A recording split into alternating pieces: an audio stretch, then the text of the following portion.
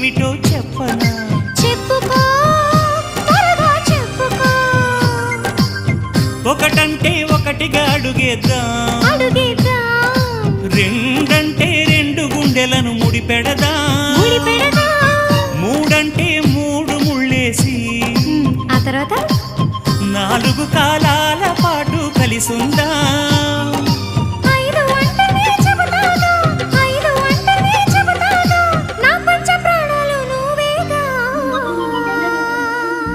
అమ్మావు ఇల్లు ఈగ చదివానాడు, ప్రేమ వలపు మనసు మమత చదివాయినాడు. ఇంకా ఏదో చదవాలంటూ పెదవి కోరుతోంది.